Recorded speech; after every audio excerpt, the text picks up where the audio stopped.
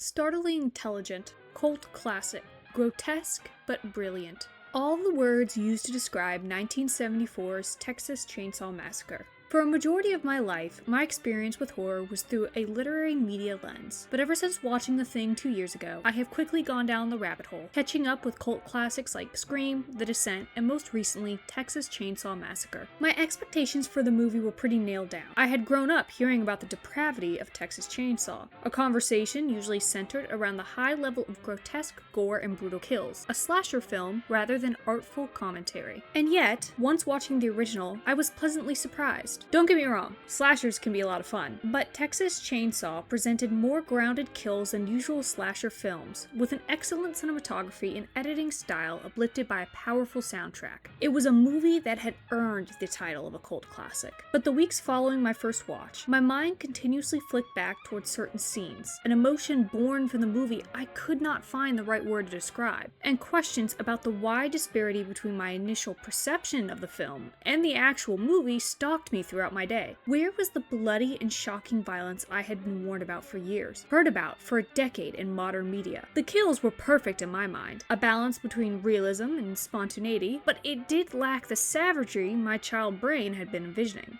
Was this another example of an effect we saw with the movie Jaws, where a much younger audience mistakenly attended premieres and ended up borderline traumatized? Or was it more along the same problems that occurred with The Thing? Audiences unfamiliar with that style of filmography were shocked by intense and visceral violence? I wondered and wondered about it, eventually mentioning the movie to my parents, who immediately clutched their pearls at the mere whisper of Texas Chainsaw, refusing to discuss the film for fear of remembrance. Mind you, while my parents are not the biggest horror fans, they are avid enjoyers of the Walking Dead franchise and From, both shows with more than a fair share of ruthless kills. So what exactly about the 1974 Texas Chainsaw Massacre managed to sear itself into the minds of the original audience, haunting them decades later, and where the utterance of 4 words turned stomachs? Certainly, Texas Chainsaw Massacre was the first of its breed to reach a larger audience, but diving into the complex history plaguing the film, I have come to the belief that the true underlying terror of Texas Chainsaw was born from an era of turbulence, that specific and niche horror lost to time and standing as a relic from an age plagued by paranoia. The 1970s can be best described with one word: turbulent.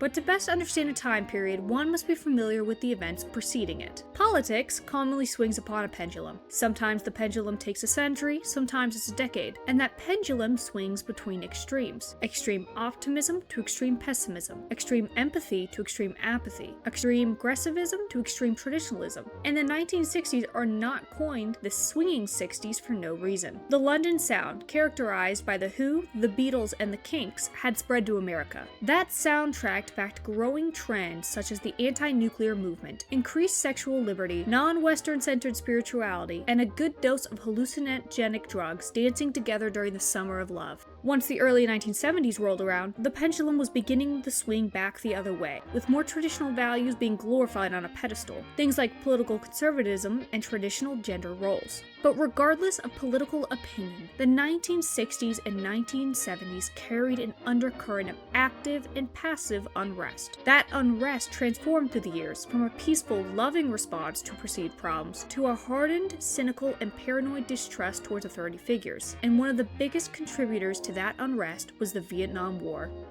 The Vietnam War was a grab bag of complex issues that honestly deserves a whole entire video dedicated to it. What began as solely financial aid swapped for boots on the ground, believing they were combating the terror of communism spreading throughout parts of Southeast Asia, and while there was truth in that fear, the chosen military tactics, complications arising in combat, emerging political and financial gain for certain parties, and overall handling of the war eventually earned the ire of the American population as time dragged onward. Although the Vietnam War would not officially end until 1975, the signing of the Paris Peace Accords ended direct American involvement. But signing a piece of paper could not vanquish the anger in the population, nor soothe the wounded minds of returning soldiers, and a war mostly contained overseas was suddenly brought back home into a place undergoing a social war. The bulk of the civil rights movement had recently ended with the Civil Rights Act of 1968, but more groundwork was being laid down in the fight for equal rights. transitioning from advocating for federal legislation to more community-based issues, including securing civil rights around other marginalized groups as seen with the gay liberation movement. The gay liberation movement rode upon the coattails of the civil rights movement and the sexual revolution of the swinging 60s. Like a pot of simmering water reaching a boiling point, the Stonewall riots in 1969 really set things in motion. A confrontation between the police force and locals at a gay bar culminated in large protests for the decriminalization of homosexuality.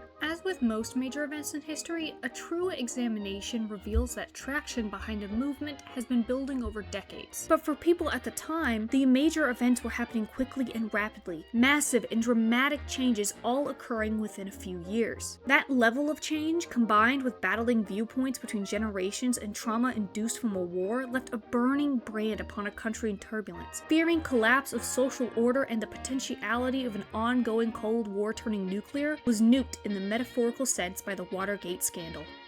Distrust towards bodies of government, large corporations, and figureheads is not a new phenomenon by any means, but it cannot be overstated the impact that technology, like televisions, radios, and the World Wide Web, had upon the world. Nowadays, a majority of younger generations have an innate reaction towards large media outlets, anywhere from distrust to general apathy. But back in the 1970s, in a world void of a glowing mirror granting almost instantaneous answer to any question, including a camera uploading news in real time that granted an unbiased and uncut view of the world, Americans subconsciously placed a great deal of trust within media outlets and journalists, unaware of how those companies would filter and distort stories according to a desired outcome or at the beckoning external influence. Trust was placed within bodies of authority, including elected public officials, genuinely believing that some, if not most, did have the best interest of America at heart, holding on to that trust even with the civil unrest around the Vietnam War. But those beliefs would come crashing down with the Watergate scandal. Today, Watergate would hardly last more than a day on the front page with the state of modern politics. But the reaction to the scandal does expose the 1970s mindset towards authority figures and the White House. The scandal shocked people, but the response to that scandal on behalf of Nixon's administration is what actually rocked the nation, furthering the worm of paranoia digging into the American population. The Watergate scandal brought a greater level of awareness to the corruption within governmental bodies and journalism, where investigative truth was revealed to be secondary to agendas. Social progression and political strife intensified with the birth of modern computing and the Industrial Revolution, where the future was already foreseen in increasing automation, decline of union power, and plant decentralization, bringing about the blue-collar blues for many of the Midwest. The turbulence of the 1970s transformed into a tornado with thousands of opinions collided against one another. Faith and beliefs were strained under the weight of suspicion, anger, and fear of a rapid change, distorting the familiar into the unknown. Home became a place of tension and anxiety. Community was a place for disagreement and conflict. Church was divided and strained, and government was viewed as deeply suspicious and was increasingly distrustful. America was drowning in dread and paranoia, such emotions that seemingly permeated every corner of life. And amidst those rolling winds, Texas Chainsaw Massacre was born. A movie propped up on the precipice of being based on a true story, coasting along with a relatively calm, albeit eerie first 30 minutes before hammering home, literally and figuratively, the terrifying mask that was Leatherface. A hulking man bound in a mask of human skin and showing zero remorse for his reprehensible actions. It was shocking, it was grotesque, and it was brilliant.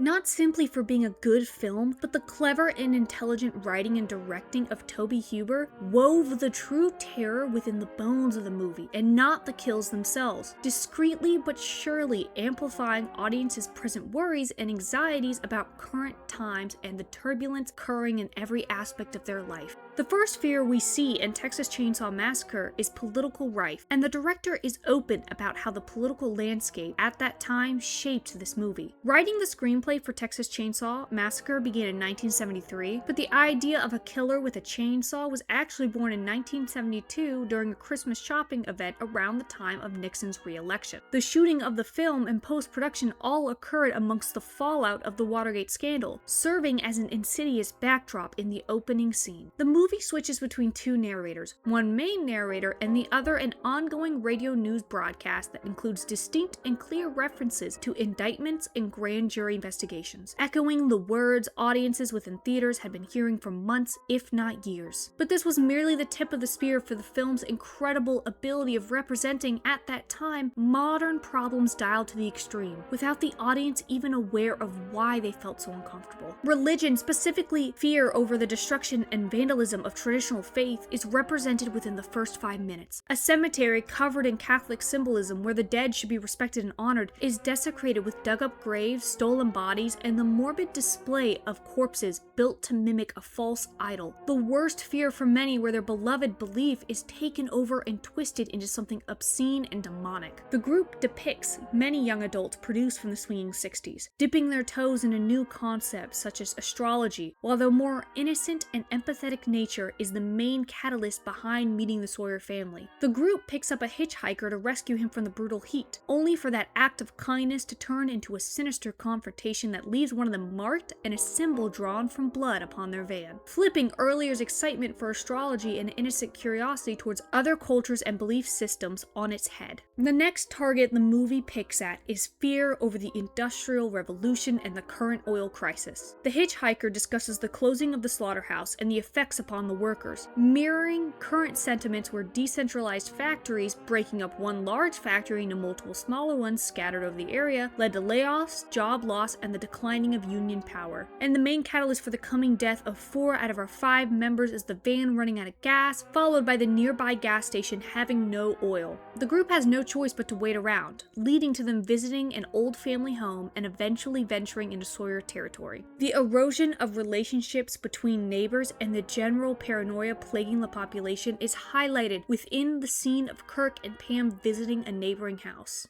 Instead of being met with common Southern hospitality associated with Midwest Texas, the pair are brutally assaulted. But before the attack occurs, almost half of the original 1974 Texas Chainsaw Massacre is spent building tension. On my first watch, I recognized the movie was telling me something amidst that building of suspense, with the overarching tension, fierce heat from the weather, and underlying feelings of unease. But the important symbolism and unique horror of this movie could not be appreciated because I lacked the fundamental knowledge and experiences of the 1974 audience. My subconscious worries were not being laid bare in the same way theirs had been, so the full emotional weight went straight over my head. I wish I could have been amongst the opening weekend, able to fully experience the horror and terror the director intended audiences to feel, fears anchored in a time period and state of mind that has long since passed. That is what I believe made Texas Chainsaw Massacre truly a nightmare for that generation. The movie skinned their bones and licked at the marrow of their anxieties, concluding with the worst possible outcome that rattled minds and shook hearts, the biggest fear of the 1970s, where the surrounding turbulence would eventually lead to violence. That first kill embodies the dissolution of neighborly bonds, where once upon a time a person in need would have been met with open arms and a glass of sweet tea, is met with violence, born not from malice, but from paranoia and overwhelming fear. We are even presented with a scene of Leatherface sitting in a seat and holding his head. He signifies the fear of the common man at that time, where an unknown entity has entered his home and tainted what should be a safe place, leaving behind anxiety and worry despite the threat being eliminated. And the symbolism does not conclude with the first kill. It is merely amplified to the extreme. Texas Chainsaw takes the nuclear family from 0 to 100, denoted both by 3 generations of the Sawyer household under one roof and by the 3 masks Leatherface wears throughout the film. The masks also serve to represent stereotypical gender roles, another traditional value believed to be under attack with the civil rights movement establishing more rights for women in the workplace, and the gay liberation movement, viewed by some as a challenge to the established nuclear family instead of an advocacy for the right to life, liberty, and the pursuit of happiness.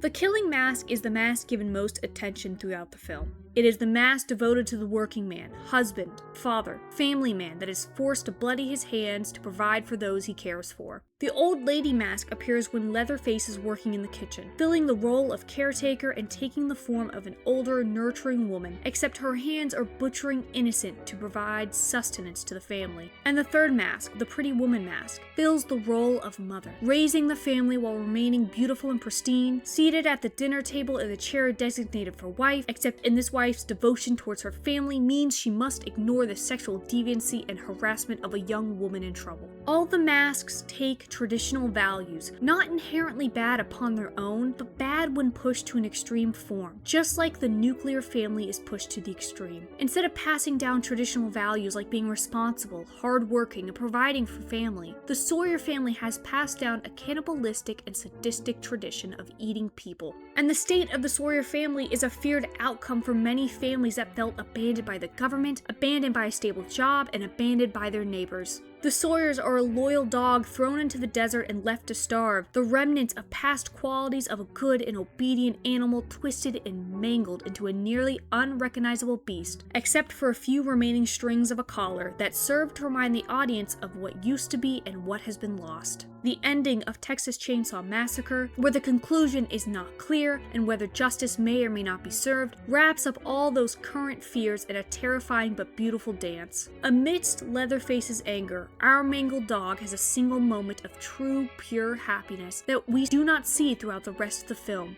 Dancing despite the possibility he has failed at his one task in life. Dancing despite the girl escaping and possibly damning the fate of his entire family. Dancing in acceptance that this one moment might be the end, but there is nothing Leatherface can do.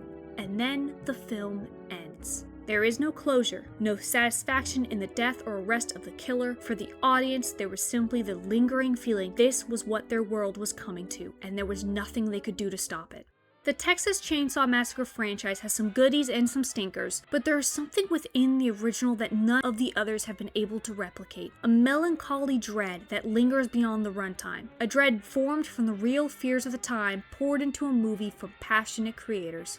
I wonder if this feeling will ever be able to be replicated in a new Texas Chainsaw Massacre, utilizing modern paranoia and distrust, as those feelings are not new and do reoccur in cycles. Or if that was an emotion uniquely tied to that turbulent era, a brush of a feeling that fades the more time passes, like a drifting scent stirring a lost memory that disappears as quickly as it arrived. If you are curious about more symbolism within Texas Chainsaw Massacre, I would highly recommend Blood for Oil by Chuck Jackson. It dives into the impact of the oil crisis and the symbolism scattered throughout the movie. Thank you so much for watching, my freaky freaks, and remember, I'll think of you when I'm not here, 'cause thinking of people makes them seem near.